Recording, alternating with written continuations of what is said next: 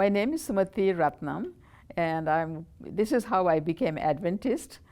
And I'm going to tell a little story about behind how I did become an Adventist. In 1956, group of Adventist people came to our town to have an efforts meeting done. And they put a big tent there, and I was 12 years old, and my sister was 14 years old. When we both were so interested in these people, some new people came to this town to do some meetings. And so we were kind of watching, and then they said this is the first day they're going to do this meeting. So we thought, well, we must go and see what they're doing there. So we did. We went there and we sat and we were watching, and we were really interested in the way they were singing and music, and everything was going on so well. And so we thought, wow, this is really neat. And we love to sing. My sister and I, we really love to sing. So then we would go every night. We were going every night. They have that. Then they said if you go at 30 days, like one whole month, and they said they will give us a Bible. So and she said, oh, that's a good that we could get a Bible for ourselves. So every night we go there, and then we go home and we tell our mother and that what happened.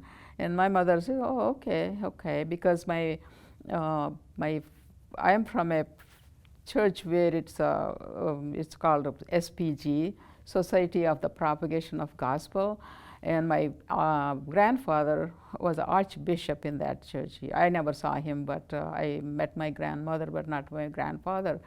And they had like a big family, 13 children, including 14, there were twins. But 14, my father was the oldest in that family, and they were very well known in that town, my father's family.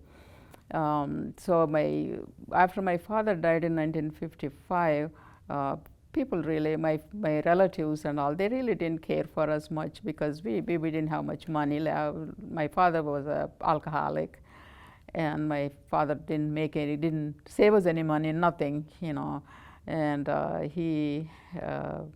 I should say this, my father committed suicide and he died in 1955. So my mother just left alone with the two girls, but my brothers already left home. They were teenagers. They didn't want to stay in the house. They just want to go and find something for themselves. And so then after the meetings, I don't know if it's during meetings or after the meetings, but the pastor asked us, is that okay for us to come to your house to talk to your mother? And we said, sure, we'll ask my mother. So we did ask my mom, and my mother said, yeah, I like to listen to the word, because she wouldn't come out to go to the meetings and stuff. So so they would every night the pastor would bring a lantern, I don't know what to say, that by Petromax light they called, because we didn't have electricity in those days. So he would bring that, and then we will sit on the mat on the front porch of our house, and then pastor would talk to. Every night he was talking to my mother and us. And my mother was really convinced, and she says she was really involved, and every day she was reading Bible and all the quotations that the pastor was giving. And he said, okay. Then they asked, are you ready for the baptism? And my mother said, yes, we are ready. We are ready to go to be baptized. We didn't ask anybody. We didn't tell anybody. We just, they all went to the nearby river, and we three were baptized. We were the first baptism members in that town. And that same night, people heard about it, that we became Adventists, and when we were sleeping, they were throwing big stones on our house. And the next all night it was disturbing, and something is happening out there. They wanted to hurt us, and my mother kept praying, and not so that nothing will happen to us. We didn't open the door or anything. And the next day, we have a well to go get the well water. They put a gate so that we won't go to the well to get the water. So they blocked us and as well as the pastor's family too. So then they were just doing these little things, and then the village people came, the elders of the village. they came and they told us, you shouldn't have done what you did. You came from a big church family, and then now you're joining some other church, and we don't accept this one. And mother said, that's in the Bible. We believe that, and I did that for myself or for my children, and that's up to us and up to God. And then so nobody was talking to us. My own relatives were like around the surrounding area, but nobody come to us, nobody talked to us. So it went on for we were very, then I think after 3 days maybe they let us go to the water to get the well water. It didn't take a long time. I think I don't remember that well, but I think it didn't take long. Then everything was quiet. And then we would go every Sabbath. We would go to the pastor's. Pastor's house is just a walking distance, just up maybe a few yards. So he will have the efforts meetings were done by then. And then we would go to the pastor's house. We have a Sabbath school. We have a church service, and every Sabbath we do that. And so it went on. We became very close friends of pastor's family. Pastor had small children. My mother would go and babysit the children. And so we were became very close. And in fact, I am still friends with the pastor's son who is in India. He is a retired from the army, colonial or whatever you call that one. But anyway, I'm still close to him, and we still talk about our past. And so I was very happy that I became Adventist at that moment, and I was sent to nursing Adventist school where I got an Adventist education. And then I continued up until now, and I'm still Adventist. 1967, we got married in a hurry, and in July 10th, we just finished our 40th wedding anniversary, and so 45th, I'm sorry, 45th anniversary. And so anyhow, 1967, we moved to, we traveled together with maybe 2 suitcases. So nothing was there, just our clothes, and we didn't know where we are going. All they said is, you're going to Nepal, and you go from here to there and there to there, and that's it. And your travel is arranged, but you travel. So we took a train nearby from his hometown. It's 30 miles away from his hometown. There is a main city. That's where we take a train. And so we took a train from there, and we went to a place called Calcutta. Now it's called Kolkata right now, but Calcutta. Anyhow, we went there and we were supposed to meet Pastor Cooper. I think he was there. And we went there to our mission station. We stayed there, and then from there they were supposed to take us, we were supposed to go from there to place called Patna. So that's where we have to take a flight to go to Nepal. That's the first time I'm flying, where we both are flying. And we had a nice Sabbath dinner in Pastor Cooper's family. And you see, then after that, the next morning, I think they put us in train, and we both went to this place called Patna, and we stayed there in the airport, and we were really hungry, and we didn't know that we could get the food because it's all paid for it, but we didn't know that, but we didn't have any money, and we didn't know whether we were really hungry. But then I said, can we have some water to drink? And they said, sure, if you have anything to drink or eat. Oh, so then they gave us something to eat, and we drank that. And then here we took that little plane, very small little plane, and we got into that, and then we both flew to this Nepal. We were told that in Nepal, in an airport, this Dr. Clark's supposed to come and meet us. And we were looking for any Caucasian people there and see if there is anybody came to pick us up. And we didn't see anybody. We were just waiting and waiting, and what happened? Anybody's here to pick us up? And we didn't think anybody is there to notice us or anything. So my husband said, well, let's see, there's a bus going somewhere. Let's take this bus and go to that airlines buses travel. They take them to the nearby bus station, I think. But we couldn't read because it's a Nepali language, but we didn't know, there's no English letters, nothing. So everybody was getting in, and so we got them along with them, and then we went to this bus stop, and the buses were just going every few minutes, but we didn't know where they were going, because we are supposed to go to this place called Banipa, but we didn't know where is Banipa, which bus is going to the Banipa, and we tried to ask people, but nobody answers us, and they just walk away, and we were so hungry by then. We were just so annoyed, and he was getting a little upset, and he says, what do we do now? And we say, hey, come on, help us. Nobody helps us. And we were just standing there. We didn't know what else to do. We were praying. Then here comes a taxi driver. He was speaking a little broken English.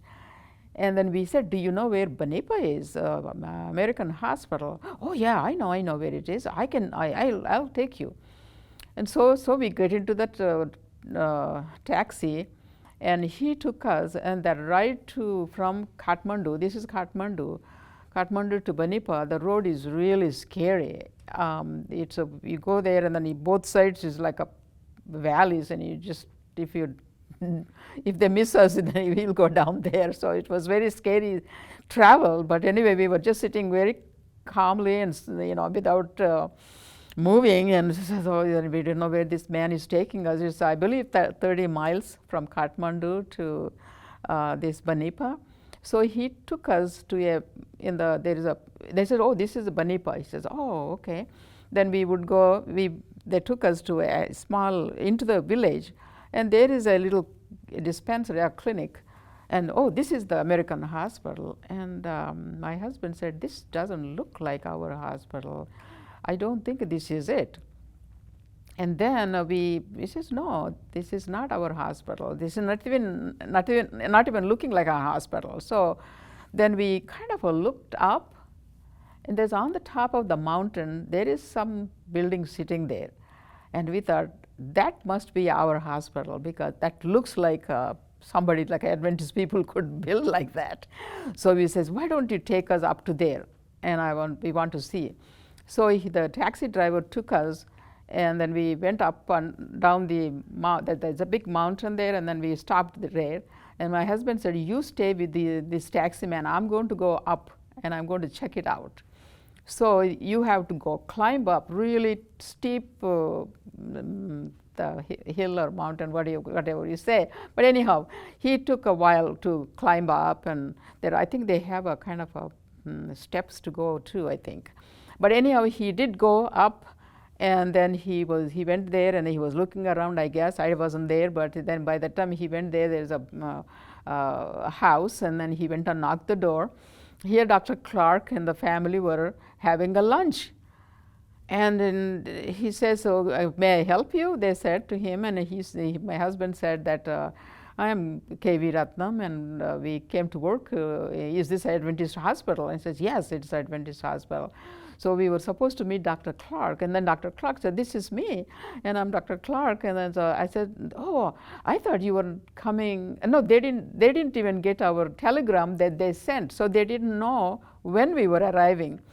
So it was surprising for them to see us, that we already there. So they says, oh, they said there was a couple coming, but we didn't know when.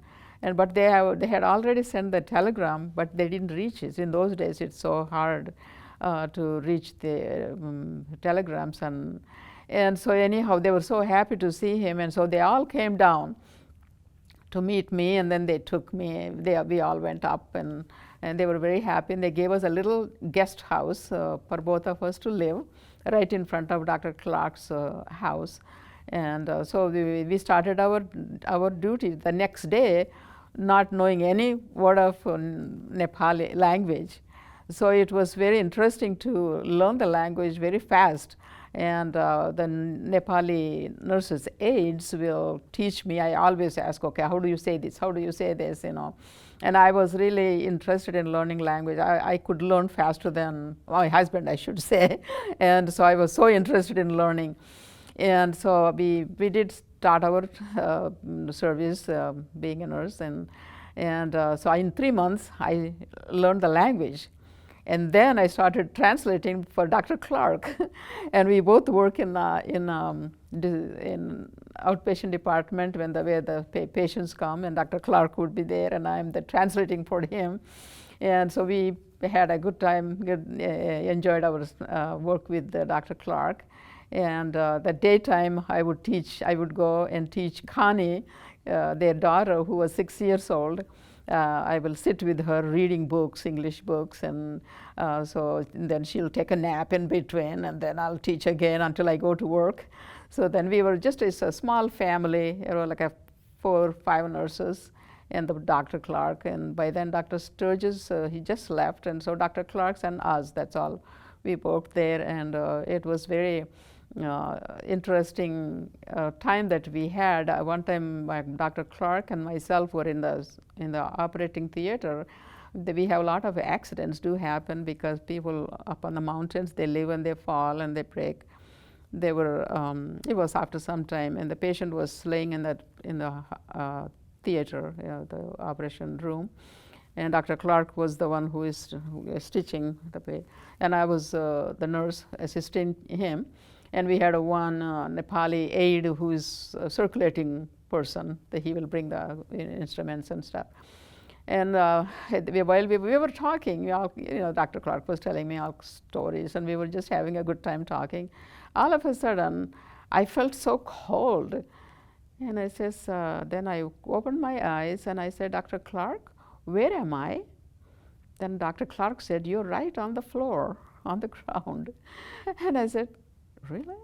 Then, and I just turned my head, and Dr. Clark is changing his gloves. Then I said, what happened? I didn't know what happened. So then Dr. Clark came back, and he said, Sumathi, you fainted. I held you, and I put you on the ground so you won't get hurt. And then so he went to change his gloves and came back, and probably I just started my pregnancy, maybe. I probably was feeling fainty and all that. I didn't know that. I didn't know anything about it, and they still remember that.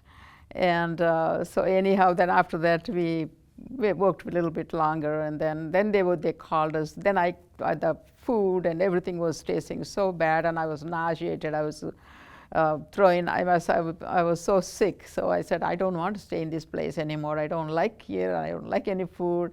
I can't eat any. I can't smell these oils, and they use mustard oil. It was so awfully sick to stomach. So I said, we have to get out of here. I don't want to stay. So they called us to one of our schools in South India, where I went to school first. Then they made me a dean of girls.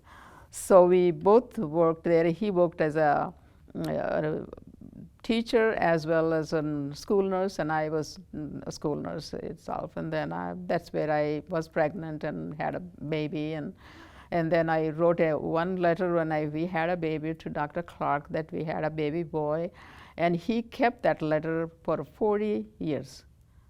For our 40th wedding anniversary, he brought that letter and he read what I wrote to him. It was amazing to see that letter. I thought, oh my goodness, you kept this letter for 40 years. And it was just, they really enjoyed our stay with them, and we became and then it so happened that they came here to live, and it's just a small world after all these years, and we were so happy to see them back here.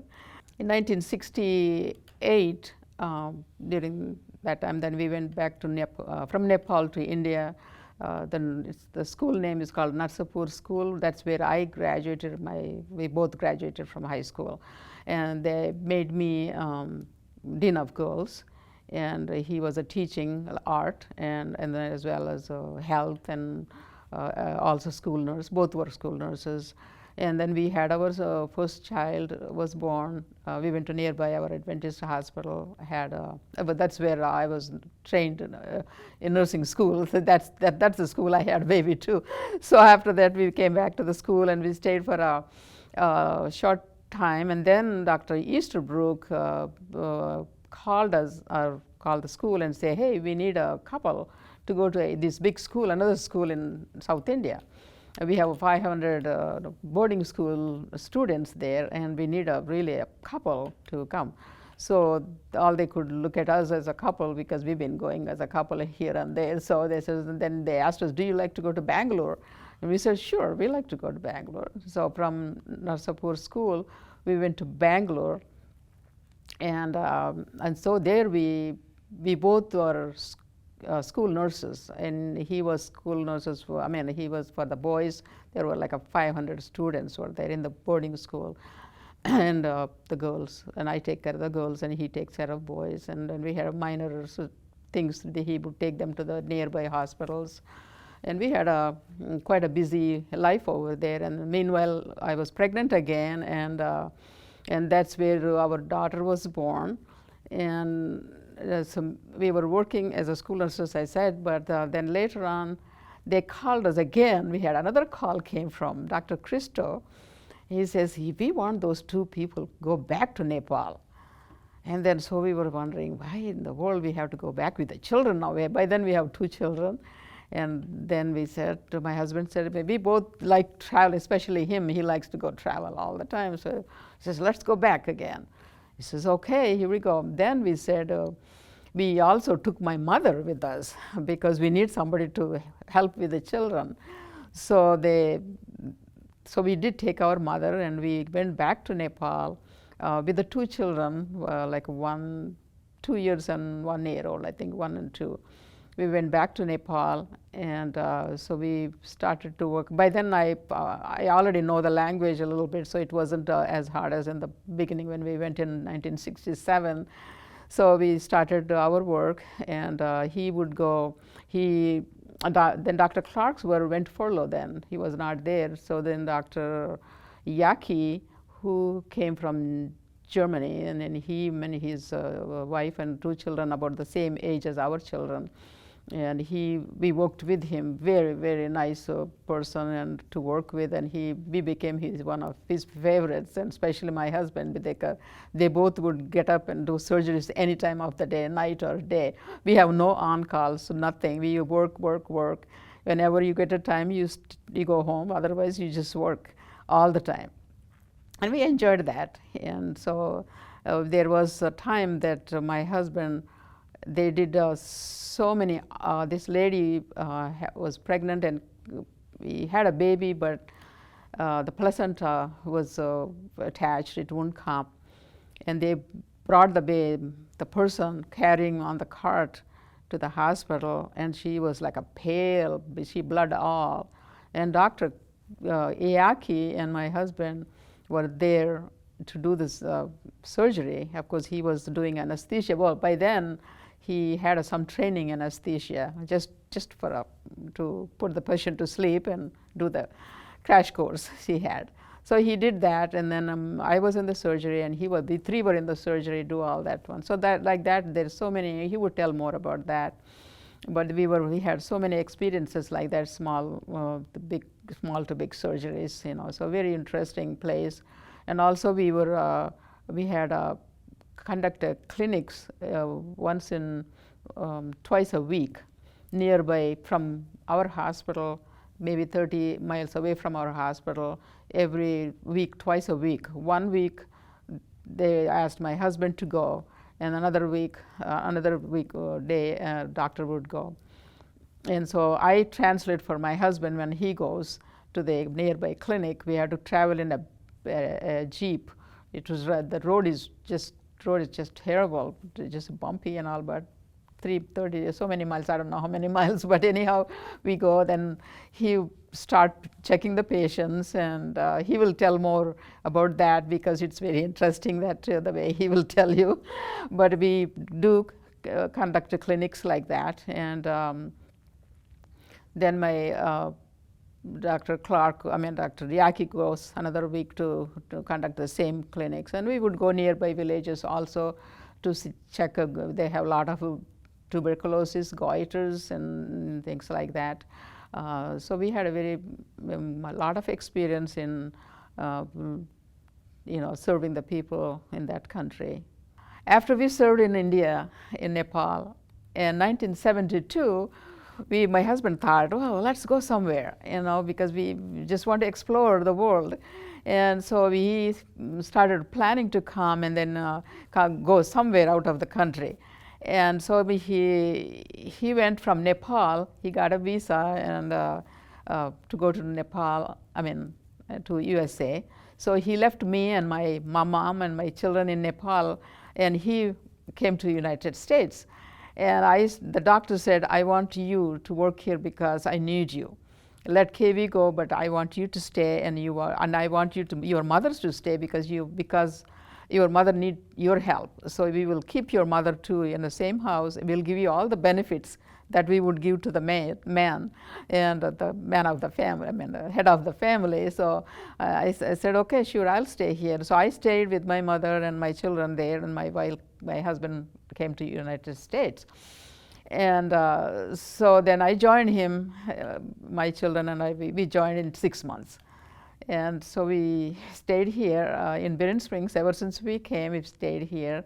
After many years after, in 1995, Dr. Dwight Nelson and a group of 14 people, they wanted to go and have some meetings in now called Chennai. In those days, it's called Madras. It's called Mission Madras. So they all started from Pioneer Memorial Church, but they were all praying for the last so many weeks for this group to go to India to do the God's work.